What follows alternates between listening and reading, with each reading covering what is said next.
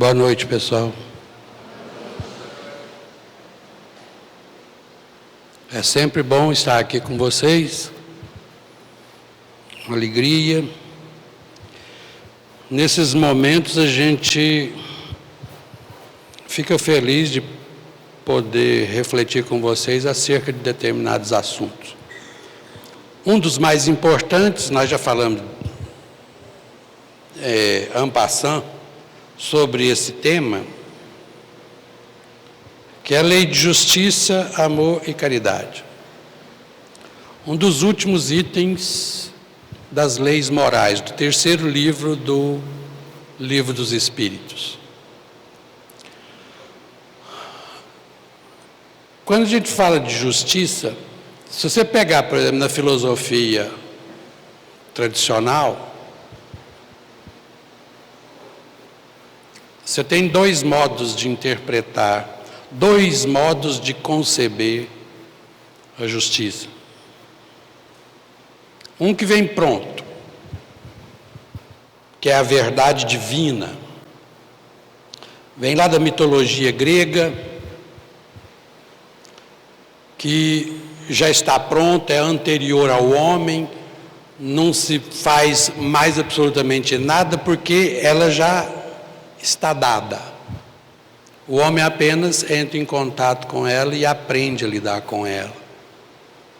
Essa noção de justiça é uma noção de justiça dos antigos gregos. Quando você pega na história do pensamento, obviamente essas coisas que são divinas, que estão prontas, determinam aquilo que seja para nós o transcendente, algo que transcende ao ser humano. E uma segunda maneira de interpretar ou de conceber a justiça seria exatamente a justiça como convenção humana. E nesse caso, ela é imanente ao ser humano, portanto, é uma justiça imanente. Nós é que criamos, concebemos e confeccionamos toda a estrutura do pensamento dessa justiça. Nós não vamos entrar muito nesse detalhe porque não é o tema nosso hoje. Nós vamos trabalhar o tema do Livro dos Espíritos, que é a lei de justiça, amor e caridade. Na questão 873 do Livro dos Espíritos, tem uma pergunta que é extraordinária para a gente entender isso. O sentimento de justiça está em a natureza ou é resultado de ideias adquiridas? Perceberam que a pergunta está se referindo às duas maneiras de interpretar, de conceber a justiça ao longo da história do pensamento humano. Perceba que Kardec sabia das coisas, estava antenado com as coisas e tinha já sintetizado isso aí. Sabia que existiam duas maneiras de conceber, uma transcendente, que já vem pronto, que é da natureza, e outra que é adquirida, que é construída pelo próprio ser humano. Então a pergunta é clara: o sentimento de justiça está em a natureza ou é resultado de ideias adquiridas, ou seja, construção dos seres humanos? E a resposta dos Espíritos bota a gente muito bem. Está de tal modo na natureza que vos revoltais à simples ideia de uma injustiça. Mas o progresso moral desenvolve a sua compreensão, não a dá, não constrói, mas desenvolve Quanto mais desenvolvido moralmente, mais a gente é capaz de entender essa justiça que pertence à natureza. Está nas leis da natureza. É uma lei natural, portanto. Isso é tão fácil de entender que nós já falamos aqui, mas vale a pena a gente colocar novamente, porque essa ideia, essa imagem não sai da cabeça da gente. Quando a gente estuda, por exemplo, eu me lembro quando nós fizemos um estudo aqui, eu perguntei para vocês, você tem fome de quê?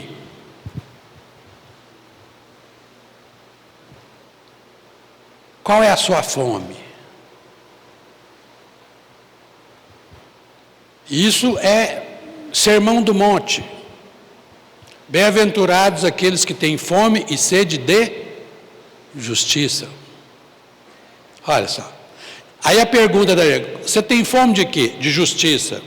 Eu ainda até mostrei para vocês um filminho que na internet você vai achar, basta colocar no procurador de vocês, da preferência de vocês, 2 macacos pagos desigualmente.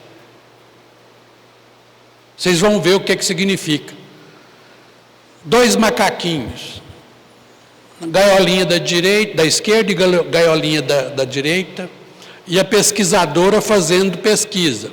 Ela tinha 2 copinhos, um estava cheio de uvas. Os macacos adoram uva. E o outro tinha pepinos. Os macacos detestam pepinos. E a tarefa deles era o seguinte, ela entregava uma pedrinha para eles, ela entregava para um, da direita, a tarefa dele era pegar a pedrinha e devolver para ela através da gradezinha. Ele pegava e devolvia para ela. E ela pagava, né, o serviço dele, pagava com uva. O macaco da esquerda, de olho, falou, opa, eu também quero.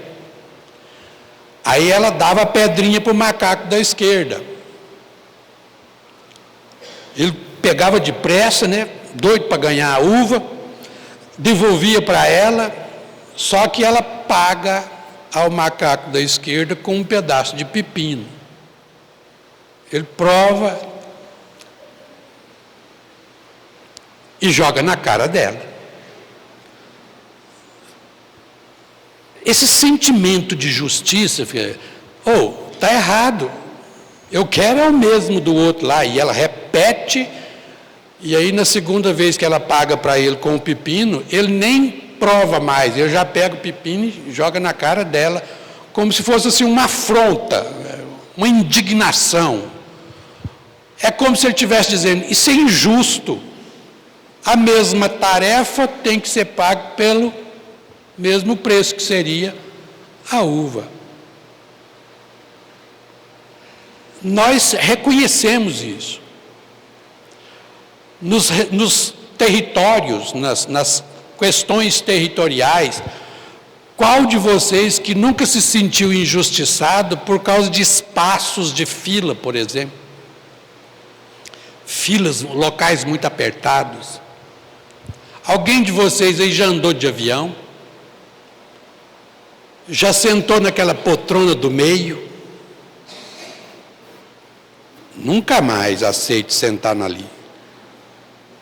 Eu vim de Brasília aqui assim, comendo assim.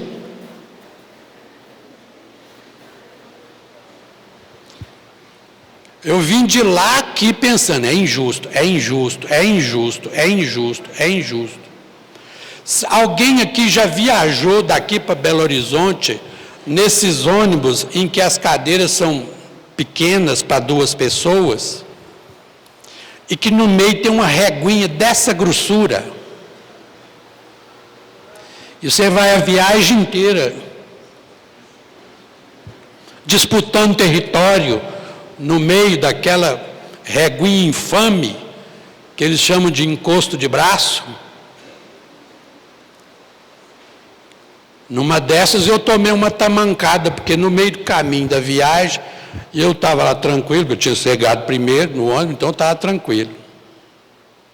Botei o bração lá e falei, é meu.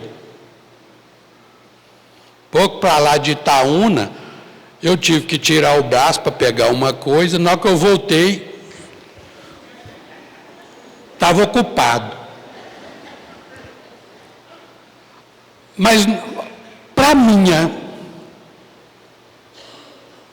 sorte, na hora que eu voltei o braço, a pessoa tirou imediatamente. Aí eu fiquei com vergonha. Eu fiquei com vergonha e falei assim, não, pode deixar o braço aí. Ele virou e falou assim, não, fique à vontade, pode se encostar. E ficou aquele trem, falei, não, pode encostar você, pode encostar você. Pode. Eu falei, meu Deus. Sabe, senso de justiça, a elegância, a convivência, as relações que a gente chama de humanas, estão todas alicerçadas em cima disso. É por isso que não tem outra maneira da gente tratar esse tema, senão pensar as coisas boas que a gente pode tirar de proveito ao aprender sobre determinadas coisas. E é por isso que as três são juntas: lei de justiça, amor e caridade. Por quê? Porque são três coisas que são complementares, se auxiliam na construção de um ser humano maduro, um ser humano educado, um ser humano elegante, um ser humano top de linha. Aí, a próxima pergunta, então, que nos remete às reflexões: como se pode definir a justiça? A justiça consiste em cada um respeitar os direitos dos demais. Cada um respeitar os direitos dos demais. Aí vocês vão me perguntar assim, mas e os direitos? Quem é que estabelece esses direitos? É a próxima pergunta. Questão 875A. Que determina esses direitos? Respostas. Duas coisas. As leis humanas e as leis naturais, ou seja, o senso de justiça construído pelo próprio homem e o senso de justiça que é dado pela própria lei natural. É uma síntese entre os dois modos de conceber a justiça ao longo do tempo. É sintético. É por isso que a doutrina espírita é síntese. Ela é síntese de toda a história do pensamento humano. Como a gente observa isso? Nem sempre os direitos que os seres humanos prescrevem estão de acordo com a justiça. Nem sempre. Os direitos são concordantes com aquilo que a gente chama de justiça. Quantas coisas a gente já passou pela vida que é direito, mas não é justo? Quer um exemplo? Vamos brincar de exemplo? Está circulando na internet aí, toda vez que eu vejo aquela gravurazinha, eu fico parada nela pensando como é que as pessoas estão pensando nas redes sociais. É interessante você observar que determinados conceitos complexos passam a partir de uma imagem.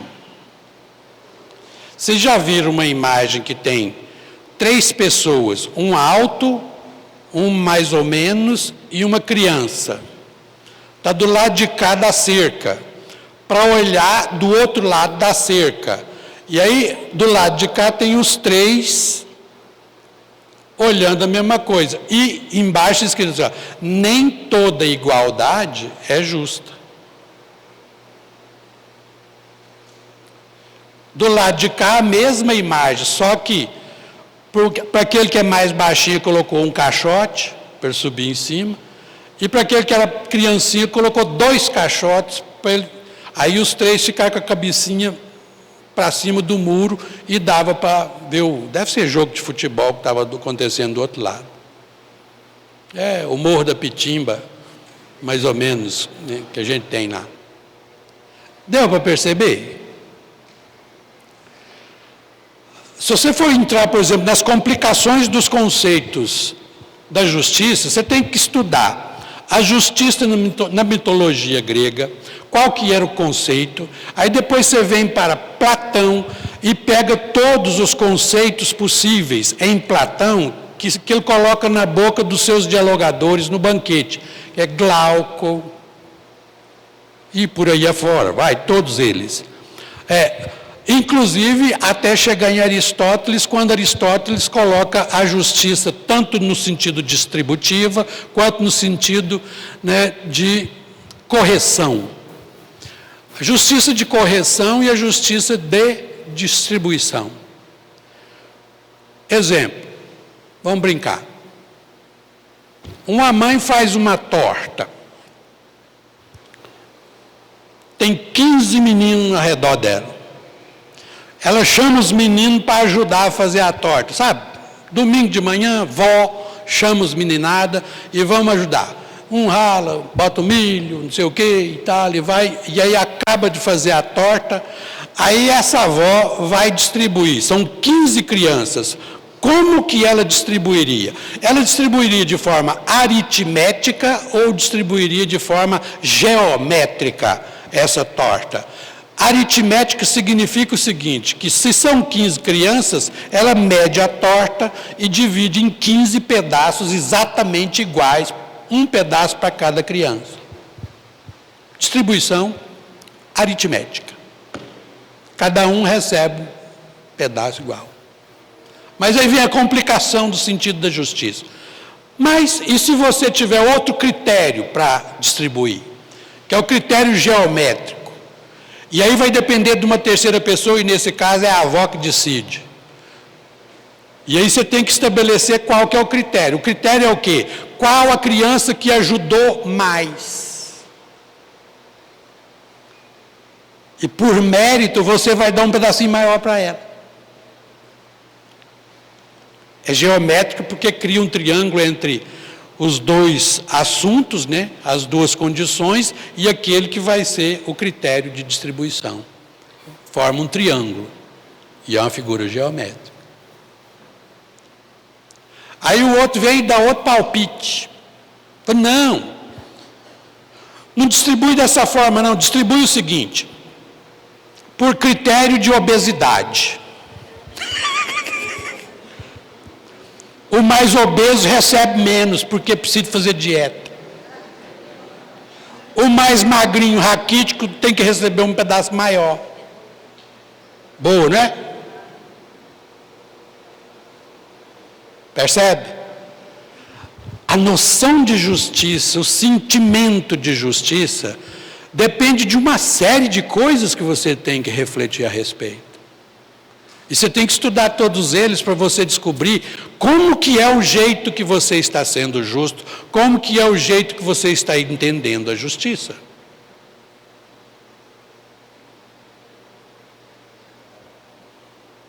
Outra perguntinha boa para a gente colocar mais incremento aí. Posto de parte, coloca-se à parte, o direito que a lei humana consagra. Qual a base da justiça segundo a lei natural? Ou seja, bota de lado as questões do direito, que a lei humana determina. Qual a base da justiça segundo a lei natural? Aí a gente é remetido a uma reflexão que não tem erro. Para nós espíritas, então, para todos os cristãos, mas para nós espíritas isso aí cai como uma luva. Resposta: disse Jesus Cristo: queira cada um para os outros o que quereria para si mesmo. Quer agir de forma justa, sem erro. Queira para o outro aquilo que você gostaria que o outro te fizesse. Essa é a regra áurea em que você pode tranquilamente acertar muito mais do que errar quando você quer agir dentro da justiça. Entenderam? 879, outra perguntinha boa. Eu estou passando rápido porque eu acho que não vai dar tempo. É muita coisa. E também, justiça, amor e caridade num tema para 45 minutos. Aí é covardia. Eu com essas perninhas candembas não dou concorrer assim não, hein? Qual seria o caráter do homem que praticasse a justiça em toda a sua pureza? Qual seria o caráter do homem que praticasse a justiça em toda a sua pureza? O caráter do verdadeiro justo. E a exemplo de Jesus, portanto, praticaria também o amor ao próximo e a caridade, sem os quais não há verdadeira justiça. Isso quem diz é Paulo de Tarso. Paulo de Tarso foi quem criou a palavra caridade. E ele coloca a importância de tal forma na caridade que ele fala assim, ó meu filho, todo mundo aqui conhece as definições de Paulo. É uma das mais lindas que você pode observar. Quando Paulo começa, nem que eu falasse a língua dos anjos, nem que eu desse todo o meu dinheiro, toda a minha fortuna, nem que eu desse o meu próprio corpo para ser queimado, se não tivesse a caridade, isso nada me valeria. Então, tenta imaginar a importância da caridade nesse aspecto. Jesus não disse a palavra caridade, hora nenhuma. Pode procurar lá na Bíblia que você não vai achar.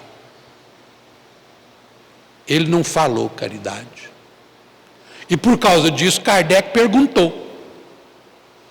Perguntou aos espíritos. Qual o verdadeiro sentido? Na pergunta 886. Qual o verdadeiro sentido da palavra caridade? Como a entendia Jesus?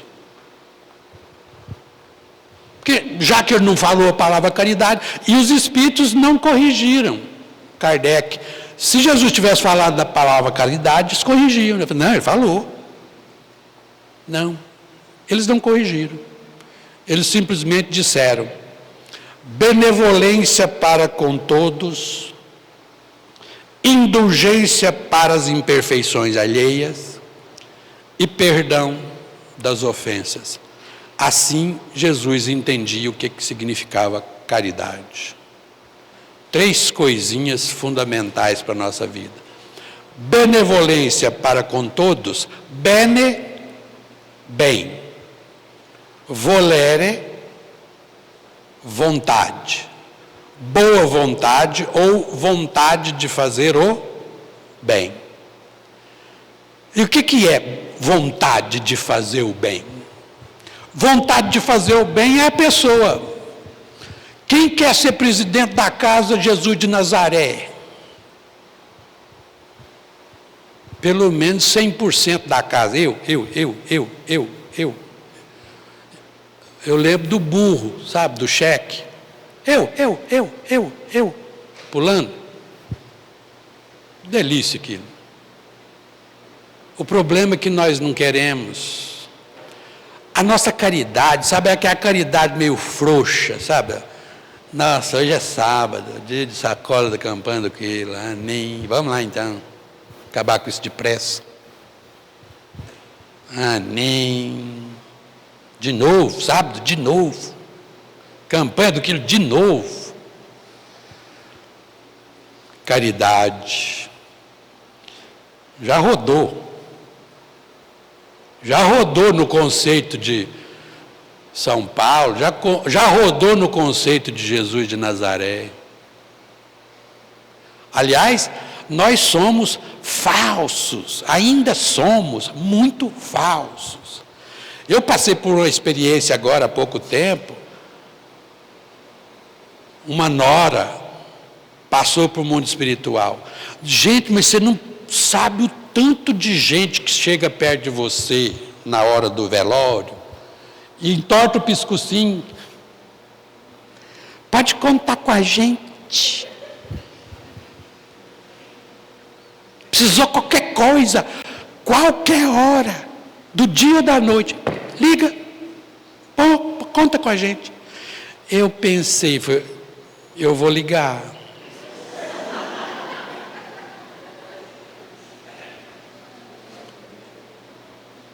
Só para testar.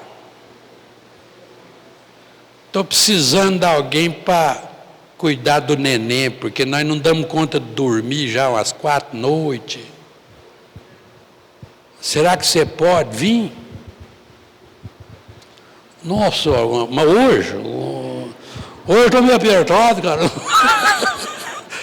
dá para ser semana que vem, não. Eu vou organizar minha vida para... Oh, pelo amor de Deus. Entender o que significa benevolência? É vontade do bem. É quando a pessoa te convidar, você fala, vou. Aonde? Lá no raio do Canudo Cachaprego. Vamos. Tem barro? Tem. Vou calçar uma botina. Vamos. Vamos calçar uma botina e vamos. Não. A maioria das pessoas ainda não entenderam o que significa caridade. Caridade é sentimento, amor em ação.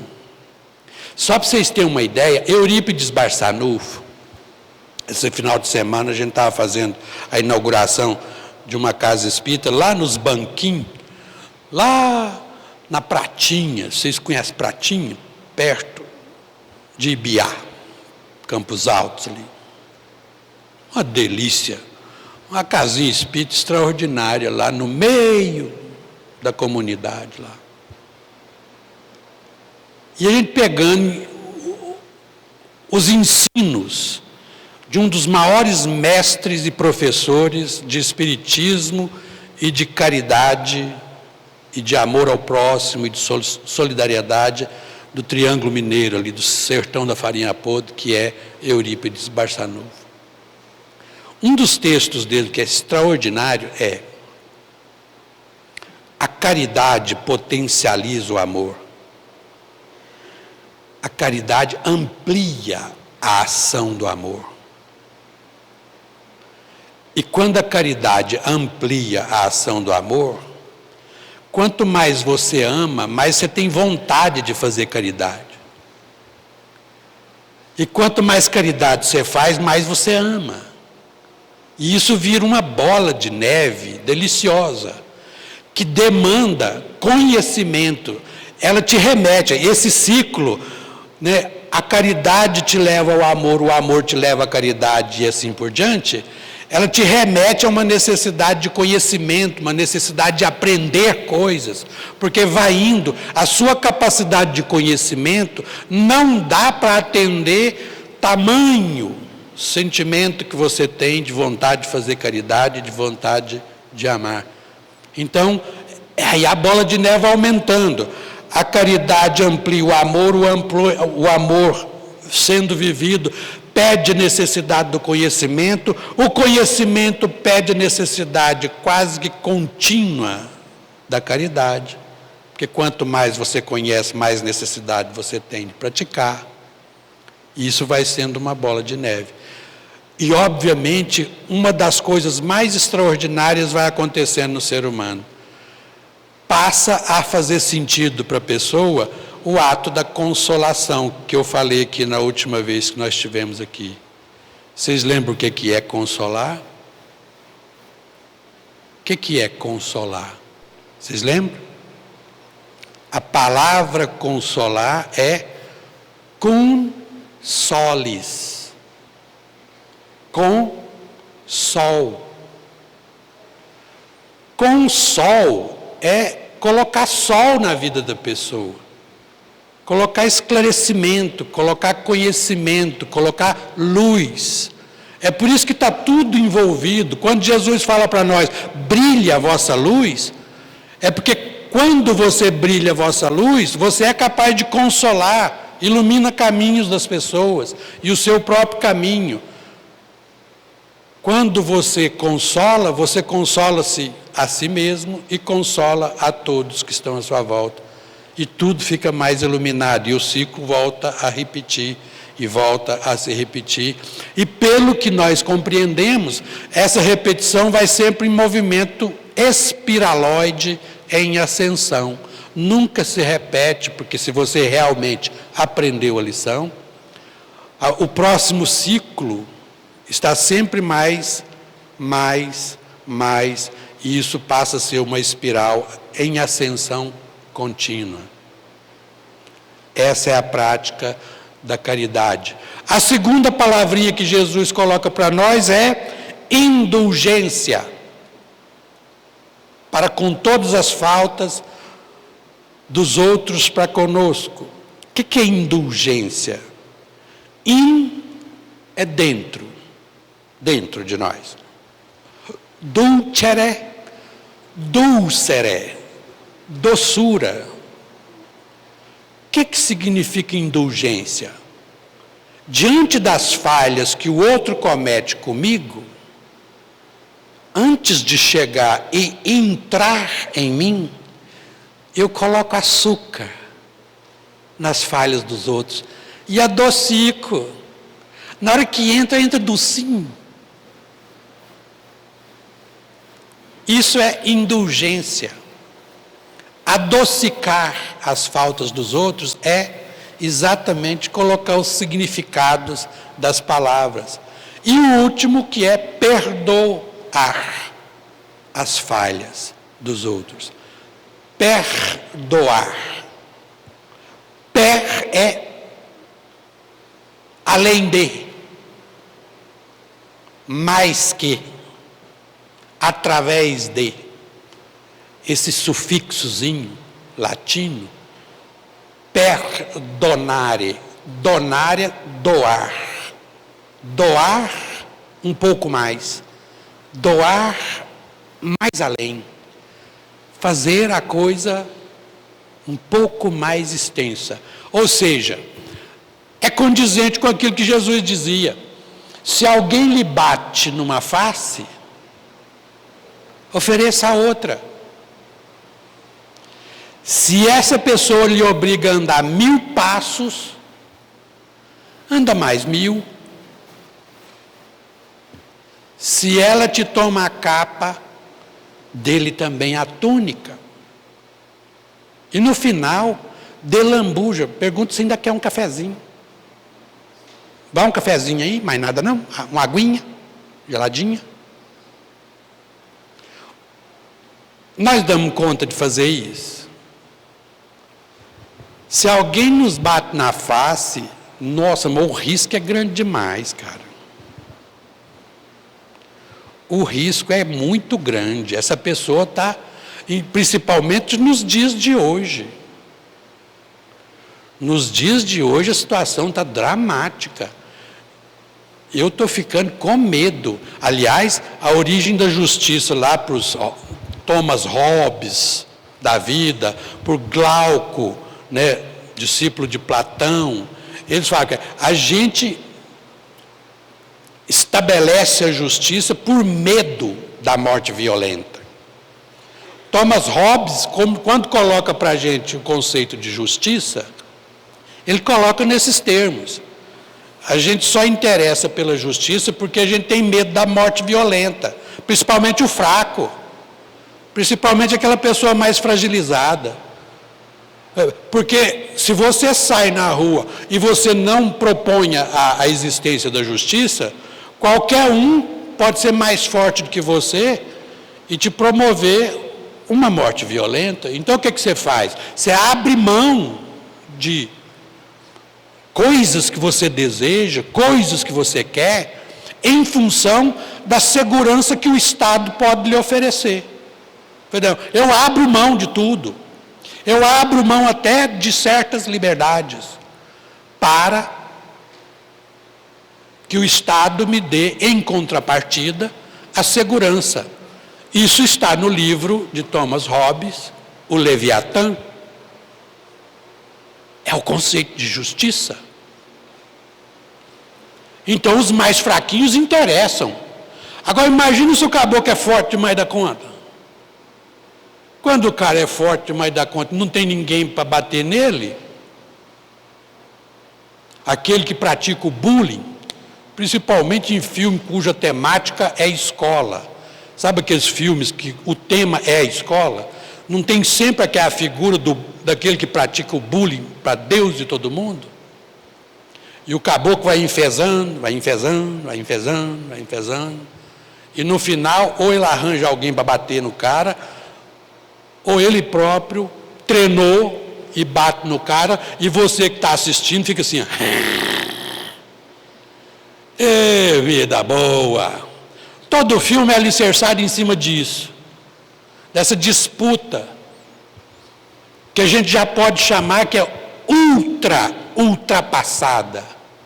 Não cabe mais num planeta Terra, planeta de expiação e provas transitando para regeneração, não cabe mais esse tipo de coisas aqui.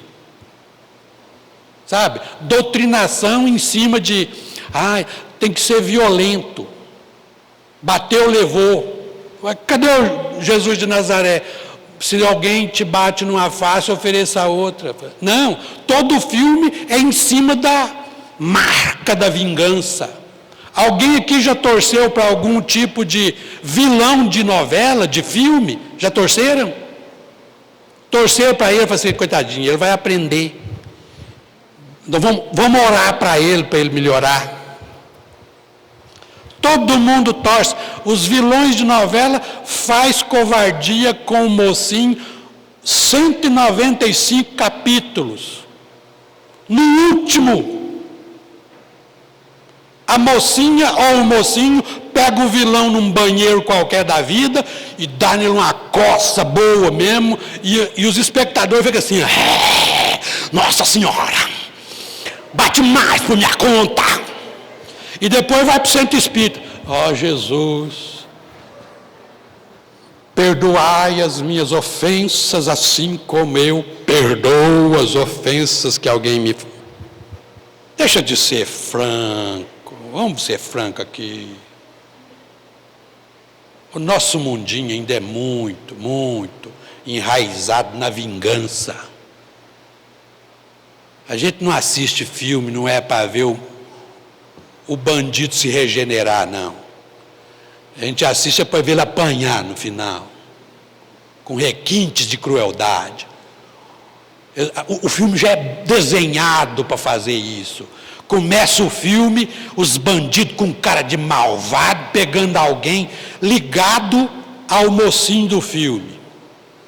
A filha do mocinho, a mãe do mocinho, o pai do mocinho, o amigo do mocinho, o melhor, não sei o quê, a namorada do mocinho, pega ele e faz bastante covardia, dá coque, amarra, tortura, para a gente lá na nossa poltrona ficar assim. Na hora que a gente já estiver em ponto de bala mesmo, aí sobe o letreiro para apresentar o filme, e aí aparece de longe, em cima de uma ponte bonita, um carro de longe, e a câmera vai focando cada vez mais perto, vai dando zoom, e aí a última tomada de zoom é a roda do carro chegando no local do crime. Aí você já olha para a marca do carro e fala, quero um. A pessoa abre a porta do carro, ele bota o pezão para fora, ele olha a botina dele e olha a marca, eu quero uma. A câmera vai subindo bem lentamente, mostrando o mocinho. Geralmente ele tem a bandeira. É por isso que a gente detesta a nossa bandeira. no peito, na boca, no cantinho da boca, ele está mascando um palito de fósforo, elegantemente. E o bicho é mau, o bicho é ruim. Ele já chega no local do crime e já vai, dá licença, e já vai entrando. E na hora que chega lá é o bom da boca, vai achar que eu resolvo. E nós, sentados no sofá, a gente dá uma ordem mental para ele: vai lá e pega eles para nós. E a partir dali, você vai ver esse cara sair e não vai matar menos de 50, não. Primeiro ele começa nos pés de chinelo que vigia a casa do bandidão. E depois pega os intermediários, depois pega os bem armados, e vai entrando, e por último ele pega o chefão. Esse vai gastar uns 15 minutos, mais ou menos. E você ali, tá demorando demais. Costuma, né, botar uns comercial ainda na TV aberta, você fala, nossa senhora.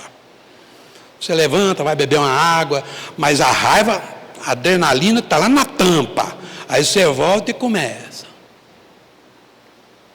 Aí o caboclo mata, dá 10 tiros, 5 facadas, 8 marteladas e mergulha num tanque de ácido. Na hora que sai só aquele esqueletinho, a gente... E filmaço! E depois vai para a casa espírita e fala, Jesus, eu tenho que aprender a perdoar. A mulher olha atravessado, você já dá nela chega para lá. O homem dá uma conversa atravessada, a mulher, ei, pelo amor de Deus, não é possível que eu tenha que aguentar um traste desse aqui dentro. E vamos aprender a perdoar. Gente, nós temos que fazer escolhas, nós estamos ficando sem tempo nesse planetinha aqui, ó. Muita gente não vai poder reencarnar aqui mais, tá? O que tem de gente que está fazendo a sua última rodada, porque aqui não tem mais condições. Vocês já perceberam os espíritos que estão reencarnando? Vocês já pararam para pensar nos espíritos que estão reencarnando nesse planetinho aqui? Esses dias para trás eu vi um vídeo de uma criança de 3 para 4 anos de idade, dando uma lição na mãe. Ela não deu a lição na mãe, ela deu uma lição no planeta Terra. A mãe dela é separada do marido, e olha a conversa de uma criança de 4 anos de idade, que não sabe nem por onde passou o que significa pensamento concreto, pensamento psicológico bem ajustado, estabelecido. A primeira pergunta que ela faz para a mãe, fala, mãe, a senhora está preparada para ser amiga do meu pai? A senhora já pensou nisso? Chegue em casa e procure esse vídeo que está circulando na internet. É esse tipo de espírito que está vindo para cá. Então, não cabe mais nesse planeta espíritos muito atrasados. Espíritos que só pensam em vingança. Espíritos que só pensam na maldade. Só pensam em tomar coisas do outro. Esse tipo de espíritos vai reencarnar no outro planeta, que é mais condizente com a sua condição evolutiva. Eles não vão retroceder. Ao contrário, lá eles estarão no seu habitat natural, que é lugar de violência, lugar de luta, lugar de matar 3, 4 leões por dia. Eles vão achar meio ruim. Segundo, né, o nosso companheiro, o Dutra, Haroldo Dutra, ele fala assim, ó, eles vão achar meio esquisito, porque as mulheres são peludas lá. Ele deve olhar para ela e falar, gente, se ela fizer essa barba, dava até para encarar. Pega um seminário que chama-se O Apocalipse, da Haroldo Dutra, e assista. E vocês vão ver como é que funciona. Esse tipo de gente não tem condições mais de ficar aqui. O seu próprio perispírito não dá mais para ficar aqui. Porque eles precisam de muita sensação, materialidade. Eles vivem em função de instintos. E esses espíritos que estão vindo para cá agora, eles estão totalmente em outra faixa, eles estão do coração para cima. É por isso que você está vendo aí, menino de 8 anos de idade, que é mestre, não sei o quê, em astrofísica. Meninas de 9 anos de idade, que é médica. O outro tem 12 anos e é um dos maiores cirurgiões oncologistas do planeta Terra. O outro tem 2 anos e meio, senta na frente do piano e toca como se fosse um virtuose. O outro dá lição de moral em astronomia e evolução planetária. E qual a relação dessa evolução planetária com a evolução do ser humano em termos éticos e morais? 12 anos de idade. Na maior naturalidade, brincando. Ele conversa com o entrevistador e na conversa dele, não é qualquer um que tem 20 anos de espiritismo que vai entendendo o que ele falou, não. Tem que ir parando as falas e pesquisar para saber a profundidade que o negócio é. 12 anos de idade. Então aqui, ó, decidam. Ou a gente começa a aprender a praticar essas 3 coisinhas aqui, ó, justiça, amor e caridade. E caridade nesse aspecto que é o aspecto do amor em ação. Benevolência para com todos.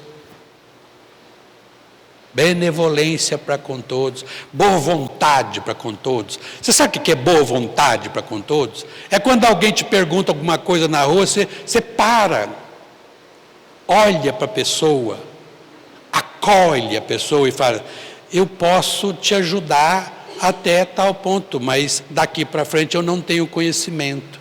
Mas no que eu puder te ajudar, por favor, pergunte. Eu posso te encaminhar para tal e tal lugar?